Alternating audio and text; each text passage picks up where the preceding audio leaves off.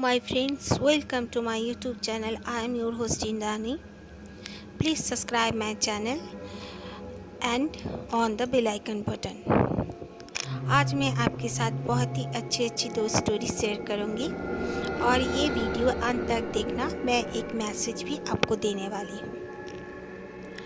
जय श्री राम। ये स्टोरी हमारे साथ शेयर करते हैं फिरोज। इन्होंने पहले भी एक स्टोरी हमसे शेयर कर चुके हैं।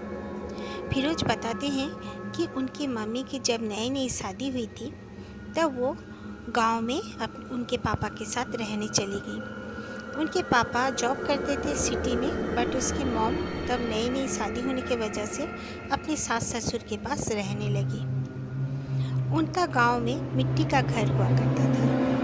वो घर मिट्टी से वो लोग अच्छा से सहन में, उसके बाद घर के अंदर भी वो लोग लीप देते थे मिट्टी से। उस समय ऐसा टिपिकल कल्चर हुआ करता था गांव की। उसकी मॉम को उनकी सास ने, फिरोज की दादी ने और फिरोज के फूफू ने कहा कि तुम कब्रिस्तान से अच्छी वाली मिट्टी लेकर आओ, वहाँ पे अच्छा मिट्टी होता है, वो मिट्टी लाकर यहाँ पे लीप दो। तो उसकी मॉम ने कहा ओके मैं कर दूँगी।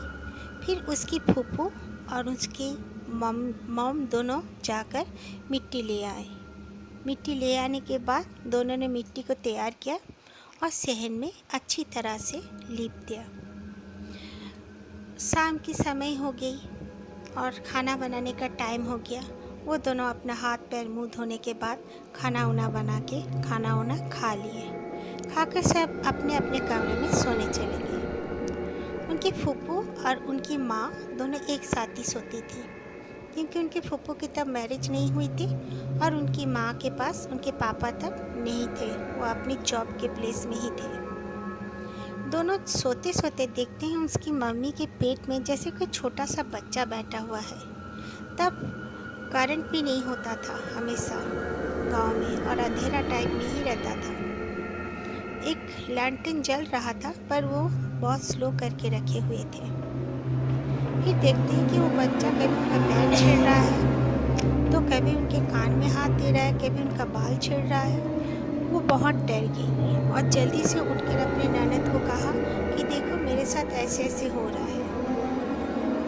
उनकी ननद ने कहा शायद भाभी सपना देख रही होगी, सपने में डर गई होगी। उन्होंने कहा ओके तुम मेरे साथ चारपाई चेंज कर लो, तुम ये चारपाई में सो जाओ, मैं तुम्हारे में सो जाती हूँ। तो उनके ननद उसमें सो गई। तो उनके ननद के साथ भी वही सब हुआ। वो बच्चा उनके पेट में ज़ोर ज़ोर से कूदने लगा। उनको बहुत ज़ोर से चोट भी लगी। वो चीख कर उठ गई। तो वो उनकी भाभी उठकर बोलने लगी तुम्हें भी तंग किया ना? बोला कि हाँ।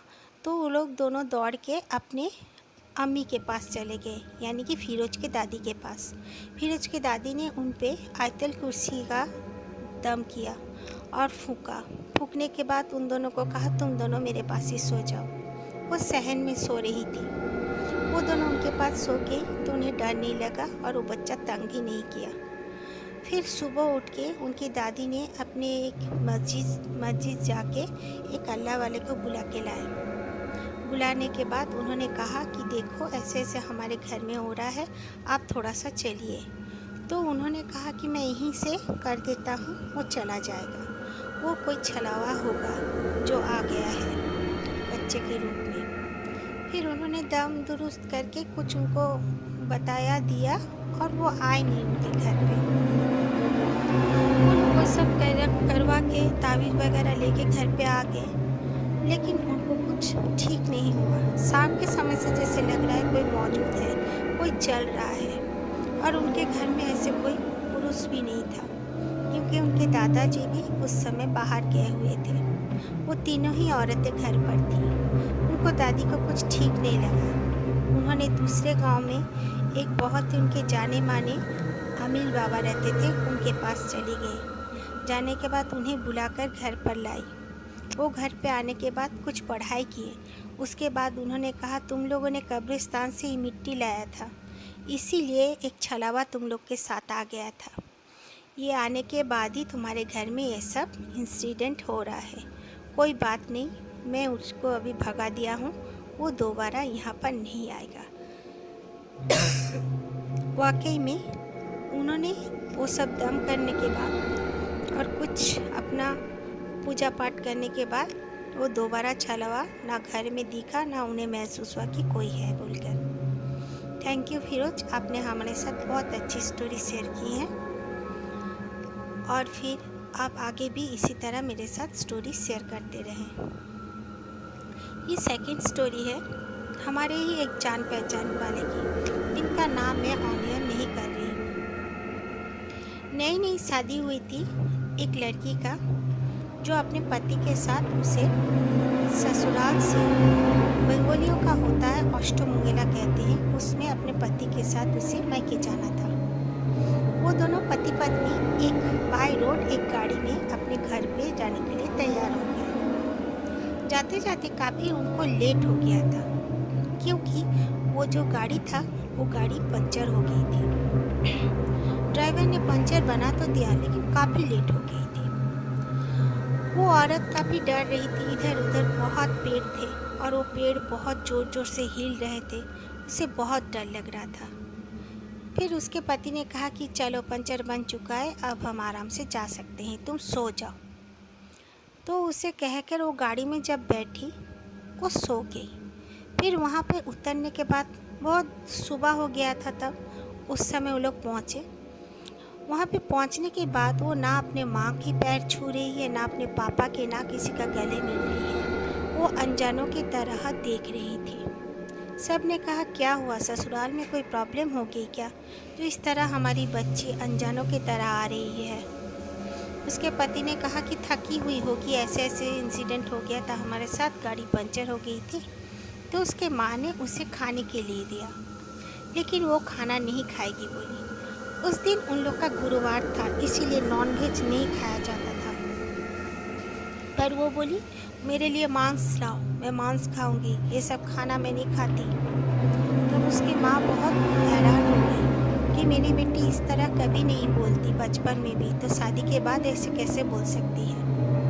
और धीरे धीरे अपना बाल खोल कर वो आके खड़ी हो गई और अपने बाल सर को बहुत जोर जोर से हिलाने लगी।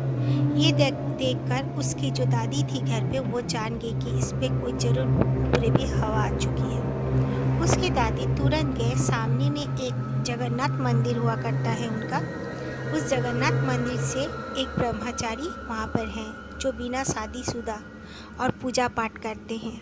उन्हें हर कोई ब्रह्मचारी के नाम से ही बुलाते हैं, पंडित ब्रह्मचारी कहते हैं। उन्हें बुला के लाए और कहा कि ऐसे ऐसे मेरी पोती को हुआ है। वो आकर जब उनको चेक किए तो बोले हाँ, इनके शरीर में एक बहुत ही दुष्ट चुड़ैल आ गई है। कोई बात नहीं, मैं इसे भगा दूंगा, लेकिन मुझे थोड़ा सा टाइम लगेगा। आप लोग मुझे कुछ वक्त दो और मैं अपने गुरुजी को वो बुलाना चाहता हूँ, क्योंकि ये काम मुझसे अकेले में नहीं होगा। तो उन्होंने अपना गुरुजी को बुलाया और शाम तक आए। तब तक उनको बेड में बांधा जा चुका था। वो गुरुजी जब आए तो ये बहुत बुरी बुरी गाली देने लगी गुरुजी को। तो गुरुजी ने कुछ नहीं सोचा और उस पे गंगा जल छिड़क दिया। गंगा जल छिड़कने पे उसे लगा जैसे आँख जल रहा है, वो इतना तड़पने लगी। फिर गुरुजी ने कुछ मंत्र पढ़ के चारों तरफ उसको गोल गोल घूमकर उसको कुछ बबूत और गंगा जल छिड़कते रहे दोनों मिलकर। तब जाकर वो मानी और बोली हाँ मैं चली जाऊँगी, मुझे माफ़ कर दो। ये नई नवेली दुल्हन थी, रात का वक्त था, मैं अकेली उस पेड़ में रहती हूँ, मुझे भी एक साथी चाहिए। सोची कि इसके शरीर में आ जाती हूँ और मैं घर बसा लूँगी, इसीलिए मैं इसके शरीर में आ गई। और एक बात सुन लो, ये औरत उस दिन में ही, ये कुछ महीने बाद माँ बनने वाली रहेगी। सबसे पहले इसे बेटी होगी, फिर बेटा, फिर बेटी, फिर बेटा, ये 4 बच्चों का माँ बनेगी। लेकिन और एक बच्ची इसकी होगी अंत में, लेकिन वो नहीं बचेगी। इस तरह वो चुड़ैल ने कह दिया और कहकर ये भी कहा कि ये औरत जब बुढ़ापे में पहुँचेगी, इसकी अंत थोड़ा सा इसके शरीर के कष्ट में गुजरेगा। ये अंत में बहुत कष्ट पाएगी अपना शरीर का, उसके बाद ही इस दुनिया से वो अलविदा कहेगी, लेकिन बाकी इसकी ज़िंदगी सुखमय रहेगी। अब मैं जा रही हूँ और कभी मैं नहीं आऊँगी। मैं इसको तंग की, इसीलिए मैंने इसके बारे में ये सब बता कर गई, बोलकर वो चली गई। और ये भी कहा उसने कि मैं जिस पेड़ में रहती हूँ, ये लोग गाड़ी लेके जहाँ खड़े थे उसी पेड़ में रहती हूँ, वहाँ पर मुझे सदका दिया जाए, मेरे लिए मांस छोड़ा जाए। 3 मंगलवार मुझे वहाँ पे मांस दिया जाए, तो ही मैं और कभी मुड़ कर भी किसी इंसान की ओर नहीं देखूँगी। पुजारी जी ने कहा, ये जैसे बोलती है वैसा कर दो। ये लोग ब्राह्मण थे, मांसाहारी भी नहीं थे, लेकिन उस चुड़ैल के लिए उन्हें वो खरीद कर भी रखना पड़ा। ओके, थैंक यू, आपने हमारे साथ ये स्टोरी शेयर की। और मैं ये बोलना चाहती हूँ, एक वास्तुशास्त्र के बारे में आपको मैसेज देना चाहती हूँ। बहुत घर में ऐसे होता है कि कुछ नेगेटिव एनर्जी रहता है, बट वो ज़्यादा पावरफुल नहीं हो पाता, लेकिन हमारी ही गलतियों की वजह से कई बार वो पावरफुल हो जाता है। कभी भी फेस टू फेस, सामने सामने, एक दूसरे के सामने सामने मिरर को कभी नहीं रखना चाहिए। मिरर एक दूसरे को नहीं दिखना चाहिए। अगर आप लोग का घर में ग्लास का विंडोज़ भी हो, विंडो का रिफ्लेक्शन आके मिरर में नहीं पड़नी चाहिए, उसमें भी नेगेटिव एनर्जी पावरफुल हो जाते हैं। छोटे छोटे बातों का भी अगर हम लोग ध्यान रखेंगे तो ज़रूर हमारी ज़िंदगी में खुशियाँ ही खुशियाँ होंगी। दुख आने भी रहेंगे तो वो कट जाएंगी। Okay friends, thank you. जय श्री राम।